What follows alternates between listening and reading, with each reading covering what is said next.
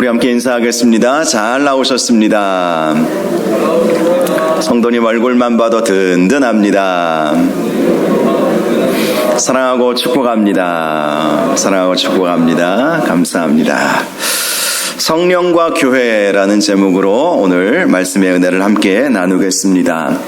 이솝 우화라고 하는 재미있는 아이들이 읽는 동화책이 있습니다. 저도 어렸을 때 다 읽었던 것 같아요. 저희 집에 동화책이 있지는 않았고요. 저희 친척 집에 가면 이솝 우화라고 하는 동화책이 참 많이 있었는데요.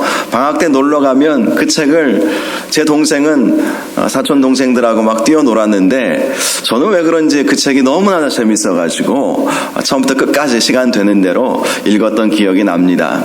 그 책 내용 가운데 이런 재밌는 이야기가 하나가 있습니다. 얼룩소, 검은 소, 붉은 소 3마리가 언제나 함께 다녔다고 합니다. 그리고 그 소를 잡아먹으려고 하는 사자 1마리가 호시탐탐 그 소들을 노리고 있었습니다. 그러나 이 3마리의 소는 언제나 같이 다녔던 것입니다. 그래서 사자가 덤벼들면 한꺼번에 대항을 했기 때문에 사자는 그들을 잡아먹을 수 없었습니다. 어떤 때는 서로 멀리 떨어져서 풀을 뜯어먹고 있다가 사자가 어느 한 마리에게 달려들면 다른 2마리의 소가 달려와서 같이 싸워주었기 때문에 사자는 싸우다가 지쳐서 돌아가곤 하였다고 합니다. 하루는 풀밭에 얼룩소 1마리가 따로 떨어져서 풀을 뜯고 있었습니다. 그때 사자가 조용히 그 얼룩소에게 다가가서 이런 말을 했습니다. 저기 저 붉은 소가 너희 3마리 소 중에서 가장 힘이 세다라고 뽐내던데 그 말이 사실이냐? 이렇게 물어본 거예요. 그 말을 들은 얼룩소는 기분이 몹시 좋지 않았습니다. 지금까지 셋이서 힘을 합해서 사자와 대항해서 싸웠는데 그런데 자기가 더 힘세다는 자기 힘 때문에 우리가 이렇게 안전한 것이다. 이렇게 말을 했다고 하니까 사실도 확인해 보지 아니하고 기분이 상해버렸던 것이지요. 사자는 그렇게 얼룩소에게 거짓말을 해놓고 붉은 소와 검은 소가 있는 데로 가서 또 이런 말을 했습니다. 얼룩소가 그러는데 너희 셋 중에 자기가 힘이 제일 세다고 하던데 그 말이 사실이냐? 이렇게 또 물어본 것입니다. 붉은 소와 검은 소는 이들도 역시 사실 확인도 안 해보고 얼룩소가 참 건방진 놈이구나. 우리가 서로 힘을 합하여 사자의 공격을 그 어떤 맹수의 공격도 우리가 이겨냈는데 지가 힘이 세서 안전하게 되었다. 이렇게 말하니까 이 붉은 소와 검은 소도 기분이 확 상해버린 것이죠. 그런데 그 중에서도 다혈질이었던 붉은 소는 화가 머리끝까지 나서 얼룩소에게 덤벼들었습니다. 얼룩소도 붉은 소가 지가 제일 세다고 했다는 소리를 듣지 않았습니까? 그래서 이 얼룩소도 붉은 소를 향해서 달려들었어요. 검은 소가 이 둘을 말렸지만 그 둘은 뿔이 빠지도록 정말 싸웠습니다. 그러나 2마리 중에 어느 편이 센지는 알 수가 없었어요. 결국 이날부터 3마리의 소는 같이 놀지 않았습니다. 그러자 사자는 좋아라 하면서 그 소들을 한 마리 차례대로 잡아먹었다고 합니다. 이 이야기는 서로 하나 되는 것, 연합하는 것이 얼마나 중요한지 이솝 우화를 통해서 아이들에게 교훈하고 있는 것이지요. 성경 말씀에도 연합에 대한 말씀이 참 많이 있습니다. 형제가 연합하여 동거함이 어찌 그리 선하고 아름다운고 라고 하는 시편의 말씀은 아주 유명하죠. 여기서는 형제라고 하는 것은 그리스도 안에서 살아가는 우리 성도들을 말하는 것이죠. 우리 성도들이 연합하는 것, 함께 동거하는 것이 얼마나 선한 것인가, 얼마나 아름다운 것인가, 이런 시를 우리는 잘 알고 있습니다. 전도서 말씀에도 한 사람이면 패할 것이다. 그러나 2사람이면 맞설 수 있을 것이고 3 겹줄은 쉽게 끊어지지 아니하느니라. 이런 말씀도 있지 않습니까? 3 겹줄. 우스운 얘기 하나 해드릴까요? 예전에 섬겼던 교회에서 미국에서 오신 1.5세 목사님이 계셨어요. 한국말이 좀 어눌했는데 이 세겹줄에 대한 말씀을 하다가 삼겹살이라고 하더라고요. 별로 웃지는 않으시네. 얼마나 그때 예배 시간에 진지하게 우리가 하나 되어야 합니다. 뭐 한 사람이면 패하지만 두 사람이면 맞설 수 있고 삼겹살은 끊어지지 않습니다. 그래서 웃었던 기억이 납니다. 세겹줄은 쉽게 끊어지지 않는다. 이런 말씀을 우리는 잘 알고 있습니다. 예수님도 두세 사람이 모인 곳에 나도 그들과 함께 있을 것이다. 이렇게 말씀해 주지 않으셨습니까? 홀로 기도하는 것도 물론 중요하지만 우리가 함께 연합하여 기도하는 것이 얼마나 중요한지를 우리 주님도 친히 우리에게 말씀해 주신 것입니다. 사도 바울도 에베소서 4장 3절 말씀에서 평안에 매는 줄로 성령이 하나 되게 하신 것을 힘써 지키라. 성령님은 우리를 하나 되게 하신다. 그러므로 평안에 매는 줄로 성령께서 하나 되게 하신 것을 힘써 지켜야 한다. 이 말씀을 해주는 것입니다. 그렇다면 하나 되게 하지 못하는 영은 어떤 영일까요? 성령은 하나 되게 하십니다. 하나 되게 하지 못하는 세력이 있다면 그것은 악한 영, 사탄이겠지요. 사탄은 늘 분열의 마음, 분열을 일으키는 존재이죠. 그래서 가정 안에서 분열을 일으켜서 부부 사이가 갈라지게 만들고 또 부모와 자녀의 관계를 갈라지게 만드는 것 성령께서 하시는 일이겠습니까? 성령님은 그렇게 안 하세요. 성령님은 하나 되게 하시는 분이시기 때문에 부부가 서로 의견이 갈라지게 그렇게 만들지 아니하시는 분이시죠. 성령님은 가정이 하나 되기를 원하십니다. 교회가 하나 되기를 원하시는 것이죠. 반면에 사탄은 하나 되면 그 가운데 침투에 들어갈 수 없기 때문에 자꾸 분열을 시키는 것이지요. 지난주에 우리가 살펴보았듯이 사도 바울과 바나바를 통해서 수많은 이방인들이 주님 앞에 돌아오지 않았습니까? 그것이 너무나도 기쁘고 하나님의 은혜에 감사할 수밖에 없는 일이었습니다. 그런데 이방인들이 주님 앞에 돌아오자 정통 유대인 출신들은 이방인들이 할례도 받지 않고 율법도 행하지 않는 그들의 모습을 보면서 그들을 용납하기가 참 어려웠습니다. 그래서 그들 중에 일부의 사람들, 말씀을 보니까 바리새파 유대인이라고 말씀하고 있어요. 바리새파 출신, 바리새파가 어떤 사람들입니까? 그들은 율법을 그동안 철저하게 지켰던 사람들이었어요. 그들 중에 예수 믿게 된 사람들이 나오게 되었는데 그들 중에 어떤 사람들이 이방인 교회 중심 교회였던 안디옥 교회로 내려가서 너희들이 구원받으려면 할례도 행하고 율법도 지켜야 된다. 그것을 강조하기 시작한 것입니다. 예루살렘 교회 안에서는 이방인들이 많아지자 그 생각에 동조하는 사람들이 점점 늘어나게 되었습니다. 구원을 받으려면 예수님만 믿어서는 안 되고 우리처럼 율법도 지켜야 되고 할례도 행해야 마땅한 것이다. 그렇게 생각하는 사람들이 많아진 것이죠. 이것은요, 예루살렘 교회와 이방인 교회의 갈등이 일어나게 되었다는 것을 말씀해 주는 것입니다. 그 갈등의 중심에는 사탄이 있었겠죠. 사탄이 유대인 중심의 예루살렘 교회와 이방인 중심의 안디옥 교회를 분열시키고자 했던 것입니다. 그런데 사도 바울과 바나바가 예루살렘 교회로 가지 않았습니까? 그리고 사도들과 함께 이 일을 논의하지 않았습니까? 이 문제를 어떻게 해결해야 될지. 그래서 예루살렘에서 총회로 모이게 되었습니다. 1회 총회라고 할 수가 있죠. 그때 이 1회 총회에서 나온 이야기, 지난주에 우리가 함께 말씀을 나누었습니다. 베드로는 자신이 이방인들에게 복음을 전했었던, 특별히 고넬료, 백부장 고넬료에게 복음을 전했던 그 경험을 말해 주었습니다. 그들도 성령 받았고 그들도 하나님의 백성이 되었다는 것이죠. 그리고 바울과 바나바는 자신들이 선교 여행을 가면서 하나님께서 이루셨던 기적과 표적들을 말해주었습니다. 어떠한 놀라운 역사들이 일어나게 되었는지 하나하나 자세히 말해주었죠. 그리고 당시 예루살렘 총회의 의장이었던 야고보, 이 야고보는 예수님의 동생, 육신의 동생 야고보를 말한다고 지난주에 말씀드렸습니다. 야고보는 이렇게 결정을 내렸습니다. 여러 사람들의 의견도 다 들어보았고, 특별히 선지자의 글을 보면 이방인들이 주께로 돌아와야 한다는 말씀이 분명히 기록되어 있다.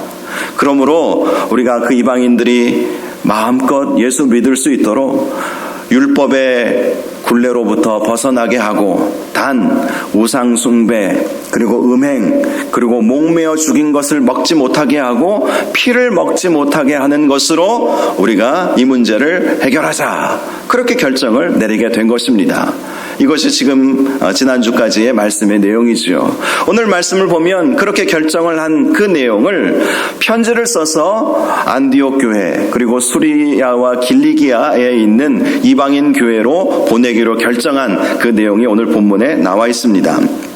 자, 22절을 보겠습니다. 22절.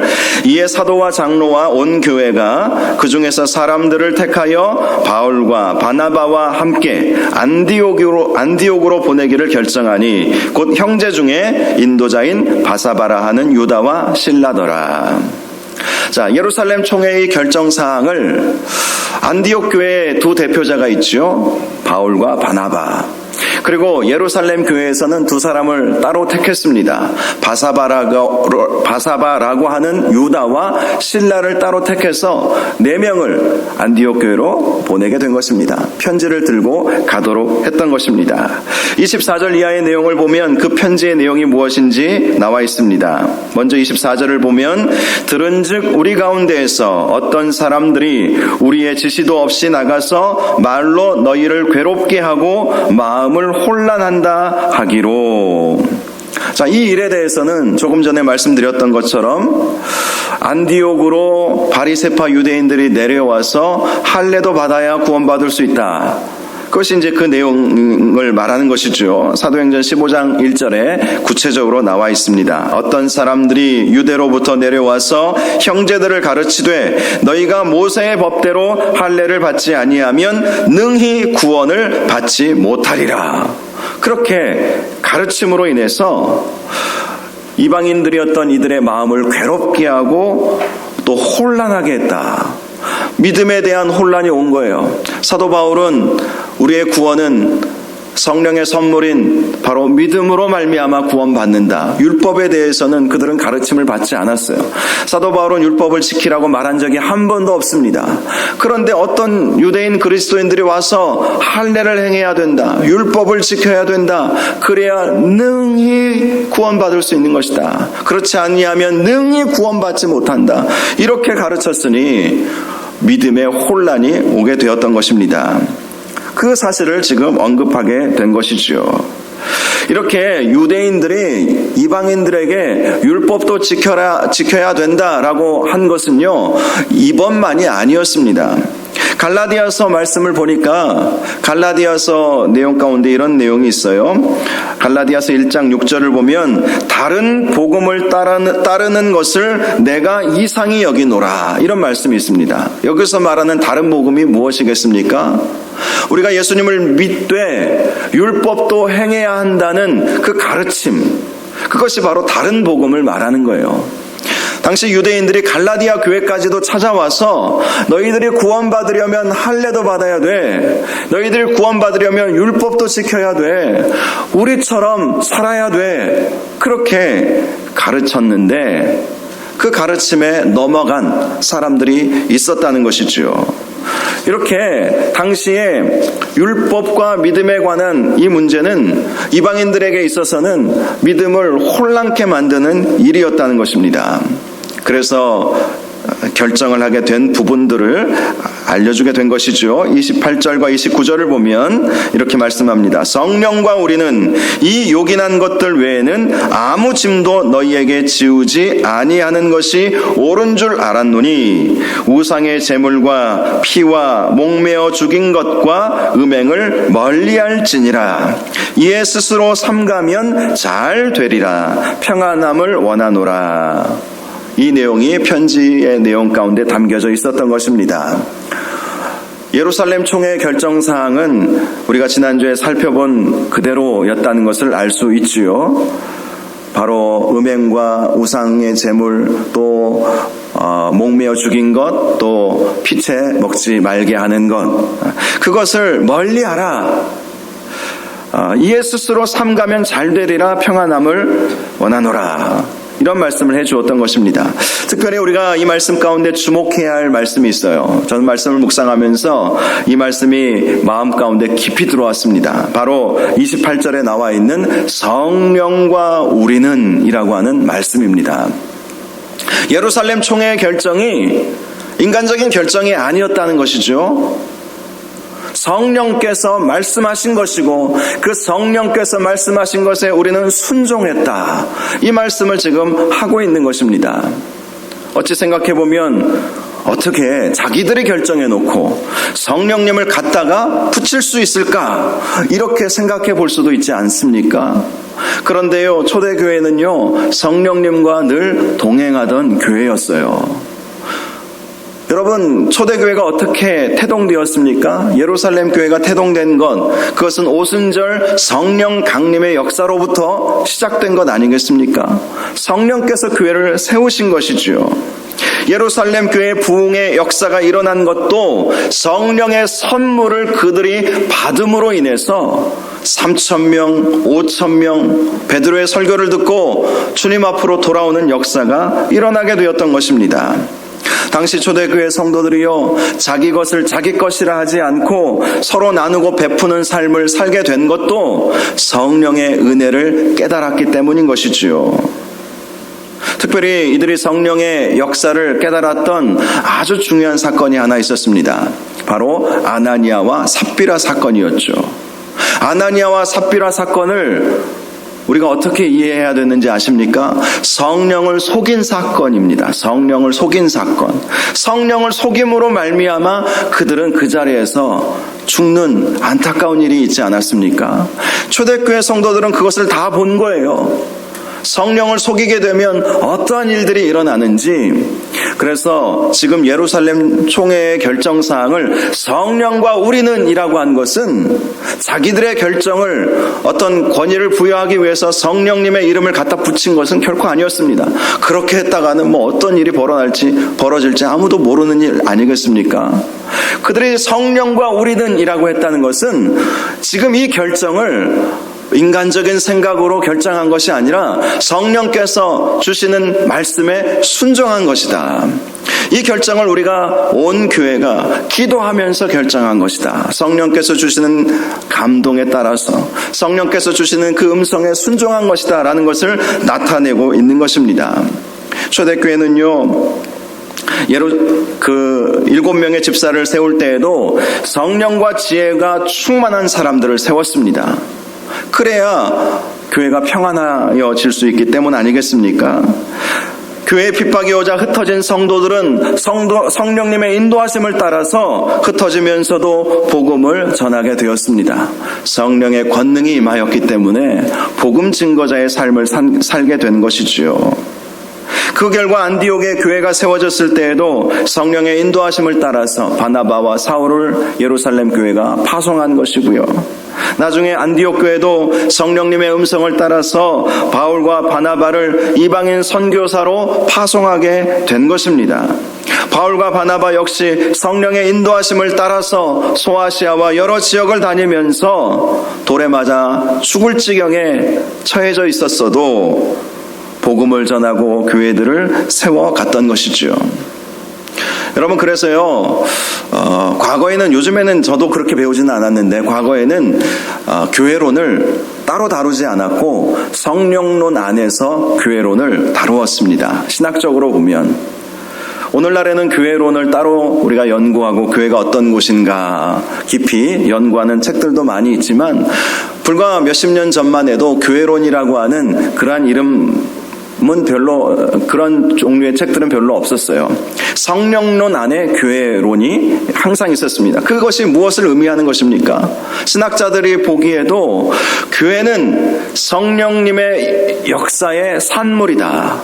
교회는 성령님과 동행하는 곳이다. 이것을 인정할 수밖에 없었기 때문에 이 성령론 안에서 교회론을 다루고 있었던 것이지요. 이러한 성령과 우리는 이라고 하는 이 말씀이 우리에게 주는 교훈이 참 큽니다. 우리가 신앙생활을 교회 안에서 하고 있지 않습니까? 우리가 교회 안에서 신앙생활을 할 때 성령님의 음성에 순종하고 성령님과 동행하는 삶이 가장 중요한 것이다. 이것을 우리에게 교훈해 주고 있는 것이죠. 금요일 우리가 금요 기도회 때 요한계시록 말씀을 함께 나누고 있는데요. 지금 7교회에 대한 말씀을 함께 나누고 있지 않습니까? 공통적으로 나와 있는 말씀 중에 하나가 귀 있는 자들은 들으라 라는 것이죠. 무엇을 들어야 한다는 것입니까? 성령께서 교회들에게 하시는 말씀을 들으라. 성령님은 교회들에게 말씀을 주신다는 거예요. 그 말씀을 들을 수 있어야 한다는 것입니다. 그래야 성령님의 뜻을 행할 수 있다는 것이죠. 그래야 성령의 하나 되게 하심을 힘써 지킬 수 있게 된다는 것입니다. 그 7교회 그 말씀들을 보니까요, 칭찬 한마디 없었던 두 교회가 등장합니다. 사대교회와 라오디게아 교회가 다른 교회들은 책망도 있었지만 칭찬도 해주셨거든요. 그런데 이 사대교회하고 라오디게아 교회는 주님이 책망만 하셨어요. 왜 책망하셨는가? 성령님께서 교회들에게 하시는 말씀을 안 듣고 자기 마음대로 살았기 때문 아니었겠습니까? 요한계시록 3장 1절을 보면 사대교회를 향해서 이렇게 말씀합니다. 네가 살았다 하는 이름을 가졌으나 죽은 자로다. 죽은 자다. 살았다라는 이름이라고 하는 것은 너희들 스스로 예수 믿는 사람이라고 말하지만, 그리스도인이라고 말하지만 실상은 너희들은 죽은 자다라는 거예요. 죽은 자라고 하는 이 의미는 깨어있지 못한 자다, 이런 의미를 가지고 있습니다. 그리고 깨어있다라고 하는 이 말씀의 의미는 예수님도 늘 말씀하셨듯이 기도하는 자를 말하는 거예요. 사대교회가 왜 책망만 들었겠습니까? 기도하는 사람들이 너무나 적었기 때문인 것이죠. 기도하지 않았다는 거예요. 기도하지 않으니 성령께서 하시는 음성을 들을 수가 없는 거예요. 성령님께서 언제 우리에게 주님의 음성을 들려주시겠습니까?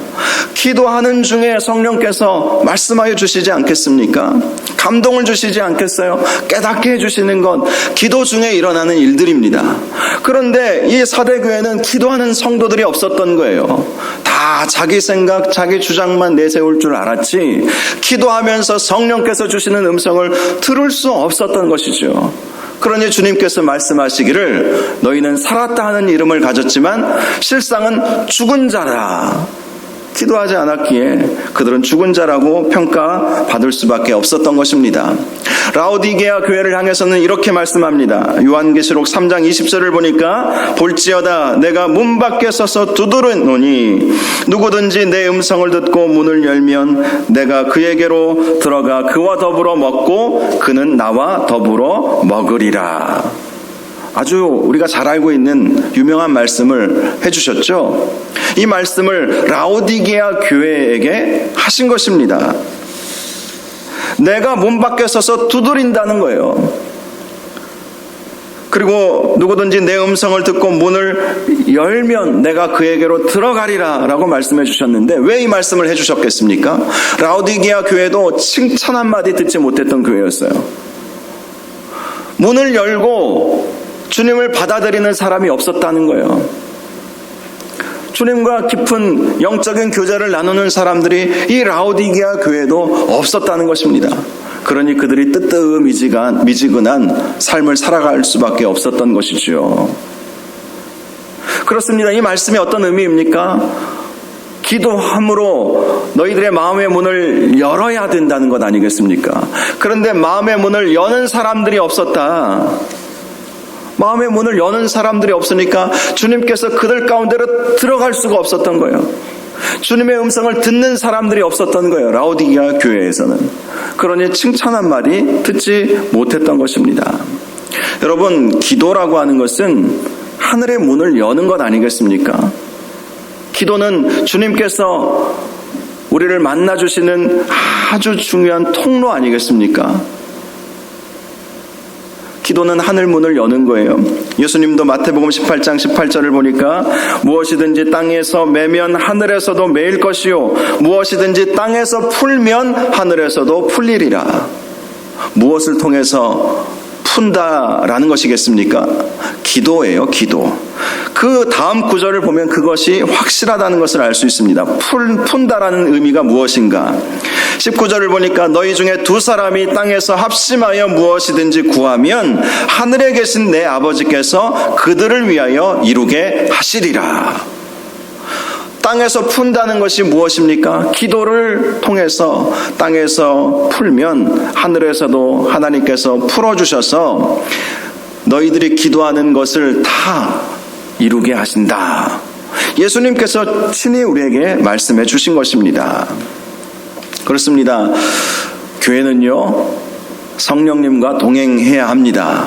그리고 성령님과 동행하기 위해서는 기도하는 성도들이 많아져야 되는 거예요. 한두 분 기도하는 분들이 계시다고 해서 다 해결되는 것이 아닙니다. 온 성도들이 주님 앞에 나아가서 은혜 보좌 앞으로 나아가서 기도할 때 교회들에게 주시는 성령님의 음성을 듣고 그 성령님의 음성에 따라 순종하게 되는 것 아니겠습니까? 그 성령님의 음성이 우리의 신앙의 기준이 되면 분열이 어떻게 있을 수 있겠어요? 성령께서 다 동일하게 감동을 주시고 무엇이 옳은 것인지 어느 방향으로 나아가야 되는 것인지 성령께서 말씀하여 주시는데 어떻게 분열이 올 수 있겠습니까? 그렇습니다. 성령과 우리는, 이 말씀이 너무나도 중요한 말씀이에요. 제가 이 말씀을 보면서 그렇구나. 우리가 어떤 중요한 결정을 할 때에는 성령님의 음성을 들어야 되겠구나. 다시 한번 깨닫게 되는 말씀이었습니다. 우리 인생에 있어서도 마찬가지예요. 어떤 중요한 결정을 해야 한다면 성령님의 음성을 들으시기를 바랍니다. 성령님의 음성을 듣기를 사모하시기를 바랍니다. 성령님께서는요, 침묵하시는 분이 아니시거든요. 성령님은 말씀하시는 분이세요. 내가 안 들어서 문제지. 성령님은 말씀하세요. 우리가 성령님의 음성을 들으려면 기도해야 됩니다. 우리의 생각을 내려놓고 그리스도의 십자가에 우리의 모든 생각을 복종시키고 주님께서 무슨 말씀을 하시든지 주의 종이 듣겠습니다. 이 마음으로 주님 앞에 기도하면 성령님께서 우리에게 말씀해 주시는 것이죠. 21절 이하의 말씀을 보니까 이 예루살렘 총회의 공문을 안디옥 교회가 받자 안디옥 교회 성도들은 읽고 그 위로한 말을 기뻐하더라. 이렇게 말씀하고 있습니다. 안디옥 교회 성도들이 기뻐했던 것은 그 총회의 결정 사항만이 아니었어요. 음행과 우상 숭배와 목매어 죽인 것, 피를 멀리하라. 이 결정사항, 이 사실이 그들에게는 위로가 된 것이 아니었습니다. 그들의 위로가 되었던 것은 바로 이것이었죠. 이에 스스로 삼가면 잘 되리라. 평안함을 원하노라. 그 말 때문에 이들은 더 큰 위로를 받았던 것이죠. 안디옥 교회에 있는 사도들이 우리의 마음을 알고 있구나. 잘 되리라. 평안함을 원하노라. 특별히 말씀을 보니까 스스로 삼가면 절대 명령조로 이 공문을 내려보내지 않았다는 것을 알 수 있죠. 너희 스스로 자원하는 마음으로 우리는 이렇게 결정을 했는데 자원하는 마음으로 스스로 삼가면 잘 되리라. 평안함을 원하노라. 이 말씀이 너무 은혜가 된 거예요. 예루살렘 교회가 안디옥 교회를 존중해 준 것이죠. 그러니 스스로 삼가면 이렇게 말하는 것 아니겠습니까?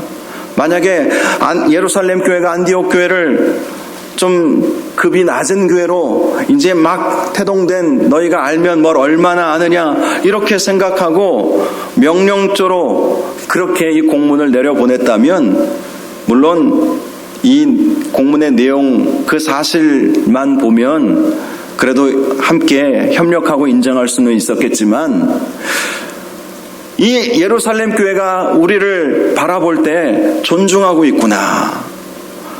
우리의 상황과 형편을 잘 이해하고 있구나. 그것을 느끼게 된 것이죠. 여러분 말 한마디에 뭐 천냥빛 갚는다 이런 말도 있지 않습니까? 말 한마디가 참 중요한 것 같아요. 사실보다 더 중요한 것은 그 사실을 어떻게 전달하느냐가 참 중요한 것 아니겠어요? 우리가 사람과 사람 사이에서도 마찬가지죠. 아 다르고 어 다르다 이런 말도 있지 않습니까? 어떻게 전달하느냐가 참 중요한 것 같아요. 사랑의 마음이 담겨져 있는가? 참 그것이 중요한 것 같아요. 안디옥 교회 성도들이 이 예루살렘 교회에서 보낸 편지를 보면서 크게 기뻐하고 위로를 받았던 것은 저들이 우리를 존중하고 있구나. 저들이 우리의 형편을 다 이해하고 있구나. 우리와 함께 하기를 원하고 있구나. 교회 분열이 아니라 교회 연합을 원하고 있구나. 그것이 그 이 편지의 이 말 한마디에 다 그대로 느껴지는 것이죠.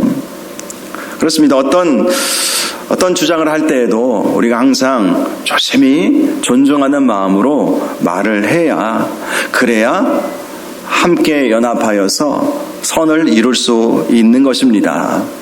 저도 그래서 어떤 분들은 저에게 그런 말씀하세요. 목사님 정확하게 똑 부러지게 혼도 좀 내시고 막 그렇게 말씀하시는 분들이 계셨거든요.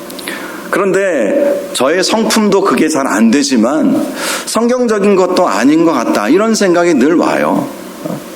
뭐 담임 목사로서 때로는 성도들 혼도 낼 줄 알아야지 이렇게 뭐 목회 지도하시는 분들이 계실지 모르겠지만 저는 또 그렇게 교육받지도 않았습니다. 제 목회의 은사님은 정필도 목사님이신데 얼마나 겸손하시고 얼마나 우리 부교역자들을 자기 친자식처럼 사랑해 주셨는지 몰라요.